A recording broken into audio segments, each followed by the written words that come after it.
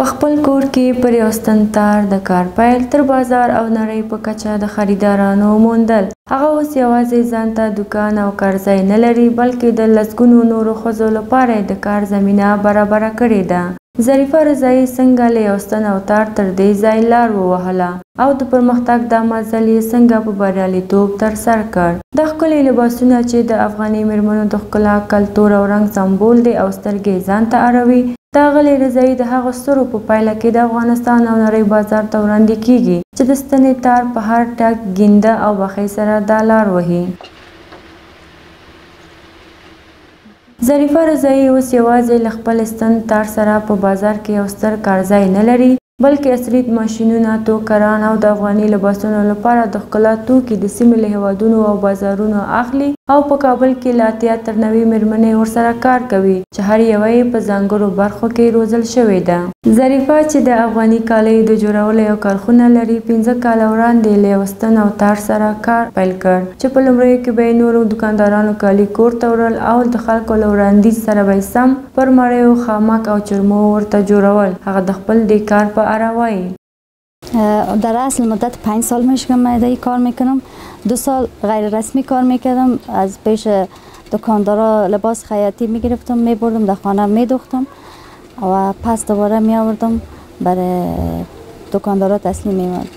ظریفه له دې وروسته وتوانېده چې د کابل ښار په جنوب لویدیځ سند د میرویس میدان یا کوټي سنګي کې یو دکان جوړ کړي او په خپله د خلکو په خوښه کالي جوړ او وپلوري. به خاطر از اینکه کارم به این بخش مسلکی بودم، باز خواستم یک دکان بگیرم ببینم که مشتریا یعنی برای خودم لباس بتن. باز اونجا پیشرفت کردیم. دیگه 3 سال میشه که دکان دارم، همینجا رسمی کار میکنم.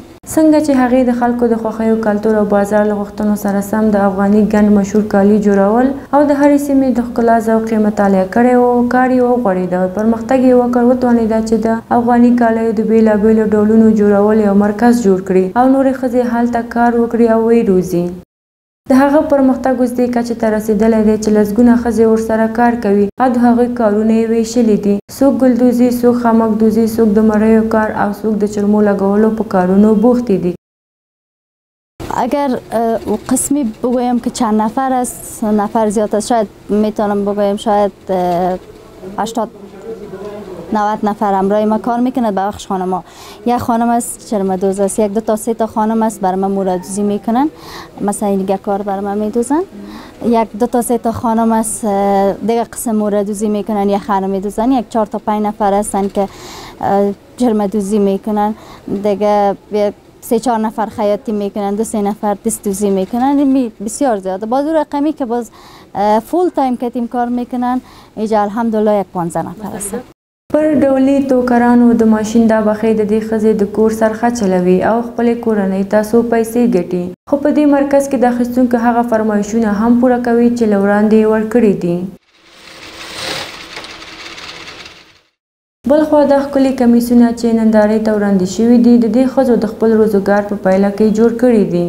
دې میرمن به هم خپلې ګوتې بار بار په دې ستنه زخمي کړي وي. سخت کار دی خو پر کمیسونو د مشکونو او مړیو راګرځول هنر یې ډېر ښه زده دی چې د اخیستونکو تقاضاوې پوره کوي او په داسې ظرافت په ستنه تار افغاني ګڼ کالي جوړوي چې خلک یې خوښوي. خو دا نجلۍ چې تازه د افغاني کالیو د ګنډلو هنر ته راغلې وای د زده کړو له بندېدو وروسته له دې سره علاقه پیدا شوې چې د افغاني کالیو د جوړولو هنر زده کړي.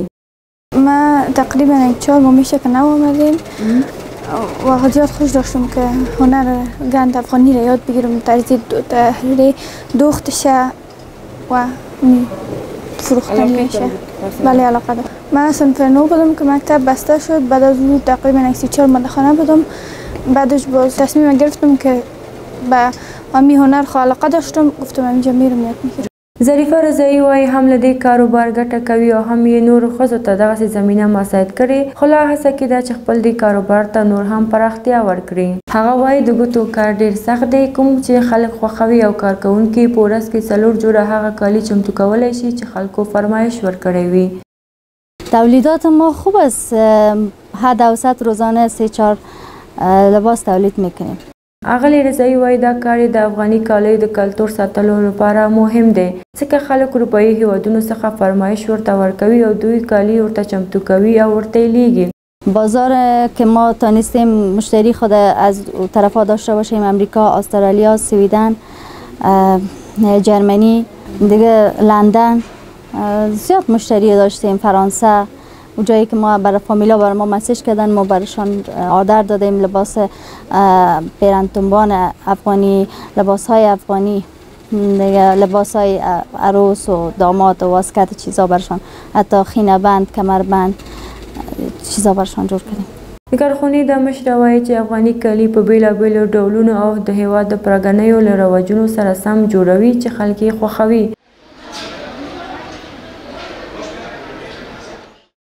افغاني ګڼ کالي چې د هیواد مشهوره کالي دي لکه د سړیو لپاره واسکټونه او غاړې دا ټول د افغان میرمنو په هنرمندو ګوتو جوړیږي. د اغلې ظریفې په خبره که په نړیوالو نندارتونونو کې برخه ورکړل شي افغاني کالي دومره ښکلي دي چې د نورو هیوادونو میرمنې به یې هم خوښ کړي. وقتی که ما تانستیم در این مدت چند سال در بازار کابل یک جای بگیرم، حتما میتونم در مدت یک چند سال بعد در بازار جهانی هم 100% یک جای بگیرم.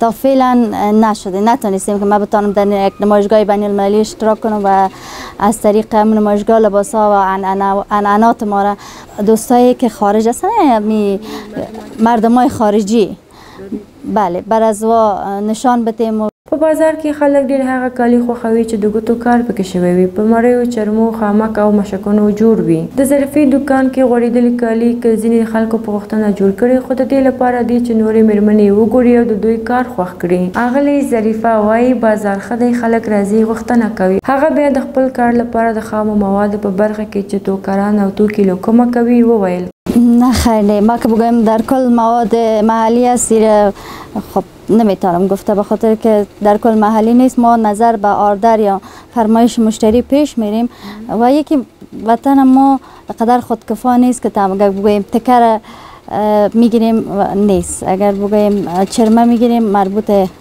افغانستان نمیشه، خود طبعا از پاکستان میه. بعضی تکه هایی هستن که بنارس هستن، بعضی فیته هایی هستن که از پاکستان وارد میشه، از چین وارد میشه، دیگه اندونزیایی یگان تکار، باز میشه گفت 50-50. د افغاني کالیو کارونه په افغانستان کې عمومي نه ده ځکه چې په لوړ قیمت غورځېږي، بل خو اکثره ځوانې ښځې نور لباسونه هم خوښوي. خو د ودونو، نکریزو د شپې، تلویزیوني خپرونو کې ملي پروګرامونه او ځانګړو ورځو کې د افغاني ګڼ کالیو اغوستل یو سیالي او ضروري دی. که په افغانستان کې ګڼې ښځې د افغاني ګڼ کالیو ترڅنګ نور د خلکو د غوښتنې مطابق لباسونه جوړوي، خو له دې سره د افغانستان په مارکیټ کې له پاکستان او هند څخه راوارد شوي کالي هم زیات لیدل کیږي. که چیرته د ښځو کار ته وده ورکړل شي او ضرورتونه یې په کور پوره شي، بازار موندنې په برخه کې ورسره کار وشي، یو خوا به د نورو هیوادونو څخه د راواردېدونکو لباسونو مخه ونیول شي، ضرورت به په کور پوره شي او له بل لوري به په ګڼو میرمنو د ښه ګټې وټې او کار زمینه برابره شي. د لباس په برخه کې به افغاني فرهنګ لا وده وکړي او دغه ارزښت به پر خپل ځای پاتې شي.